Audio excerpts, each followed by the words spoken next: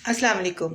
मेरा नाम अस्मा है और बाय प्रोफेशन मैं एक एडवोकेट हूँ। और अभी मैं आप लोगों के साथ एक जनरल टॉपिक पे बात करने जा रही हूँ। जनरल और सोशल टॉपिक है ये, और बड़ा एक कॉमन है, और हर बंदा इस टॉपिक पे बात करते हुए झिझकता है, और हम करना नहीं चाहते क्योंकि हम एक माशरे का हिस्सा हैं और हमारे कुछ रवाज हैं, हमारे कुछ कस्टम्स हैं, हमारे कुछ तरीक़ाकार है लाइफ का, एक सोशल जो हमारा वे है, हम उससे बाहर नहीं आना चाहते।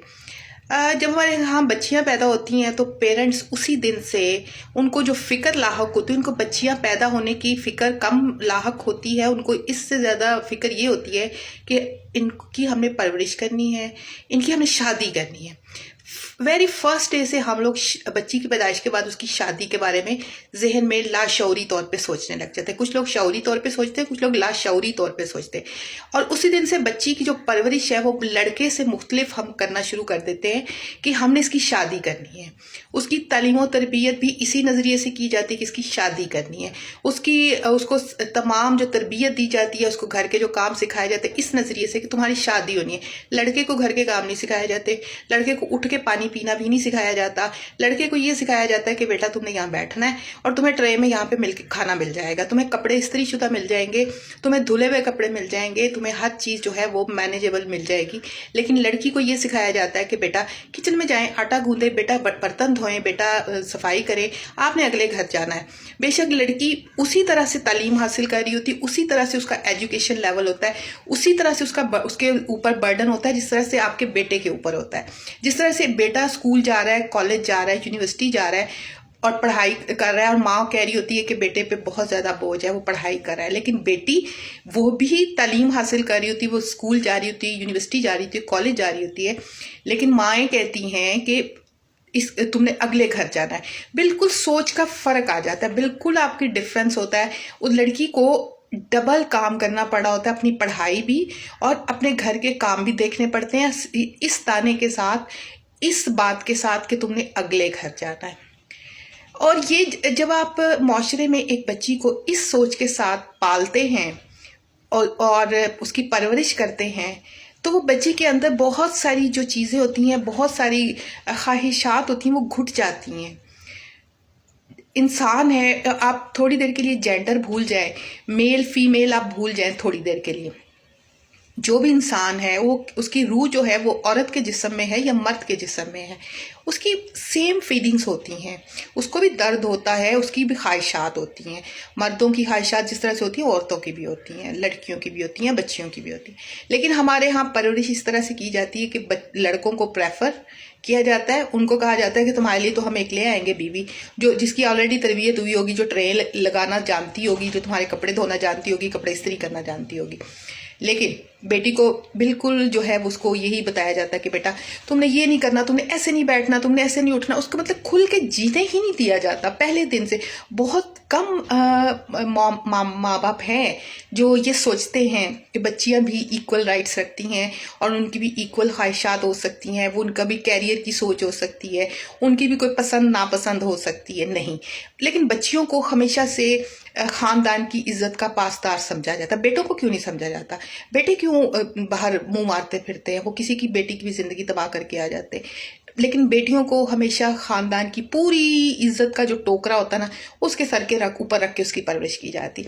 और इस तरीके से ये होता है कि जैसे ही बच्ची ग्रेजुएशन करती है, ज़्यादा फैमिलीज की बात करें, जैसे ग्रेजुएशन कंप्लीट होती है उसकी, तो हम लोग ये देखते हैं कि उसकी ग्रेजुएशन कंप्लीट हो गई है, या कुछ लोग इमीडिएटली आफ्टर मैट्रिक FA तो कोशिश करते हैं कि उसकी शादी कर दी है। जितनी जल्दी हो सकता है हम अपना बोझ उतारें, जितनी जल्दी हो सकता है। वो पहले ख़ानदान में कोई रिश्ता देखते हैं, कोई भी देखते हैं, मतलब उन्होंने रिश्ते का जो क्राइटेरिया होता है वो ये होता है, लड़का खाता पीता हो, उसका अपना घर हो, उसका अपना कोई कारोबार हो, अपनी कोई नौकरी हो, ये क्राइटेरिया। तो इससे आगे कुछ नहीं।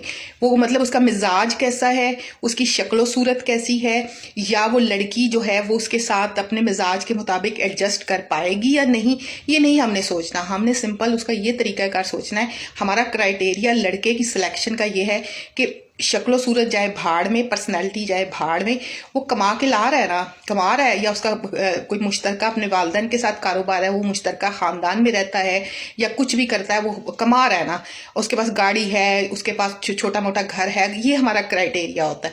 اور یہ اس کرائٹیریا پہ جو بھی ہمیں نظر آتا ہے ہم اپنی بیٹی اس کے حوالے کر دیتے ہیں، یہ سوچے سمجھے بغیر کہ کیا ہماری بیٹی جوائنٹ فیملی میں، بڑی فیملی میں ایڈجسٹ کر پائے گی، کیا ہماری بیٹی کی بھی کوئی خواہشات ہیں، کیا ہماری بیٹی جو ہے وہ اس بندے کے ساتھ ایڈجسٹ کر پائے گی، کیا ہمیں اپنی بیٹی کی مزاج کا پتہ ہوتا ہے، کیا وہ اتنا بوجھ اٹھا سکے گی، یا وہ کس طرح سے اس بندے کو برداشت کرے گی، اس کا اگر مزاج اس کے ساتھ نہیں ملتا. یہ ماؤں کو، گھر والوں کو بہت اچھی طرح پتا ہوتا ہے کہ بچی کا مزاج کیسا ہے، لیکن پھر بھی ہم بغیر سوچے سمجھے سمپل ایک کرائٹیریا کی بیس پہ اس کو اگلے کے حوالے کر دیتے. پھر وہ بیچاری اگر بچی 18 20 سال 22 سال کی بھی ہے تو آپ مجھے بتائیں وہ جاتے ہی بچے پیدا کرنا شروع کر دیتی ہے. اس نے ابھی دنیا کھل کے دیکھی نہیں ہوتی، وہ ایک گھر سے باہر نکلی ہوتی ہے جس میں اس نے تھوڑی بہت تعلیم حاصل کی ہوتی ہے، اسکول کالج گئی ہوتی ہے، وہ بھی ایک نظریاتی طریقے سے اور پابندیوں میں، اور اس کے بعد جیسے ہی وہ جاتی ہے اور بھی وہ اس بندے کو سمجھ پار نہیں رہی ہوتی، اس کا مزاج بھی اس کے ساتھ مختلف ہوتا ہے، اس کی فیملی ابھی وہ اس کو دیکھ رہی ہوتی ہے، سمجھنے کی کوشش کر رہی ہوتی ہے، تو ساتھ ہی اس کو خبر آتی ہے کہ وہ پریگننٹ ہو گئی ہے. اور بچہ پیدا کرنا کوئی اتنا آسان کام ہے؟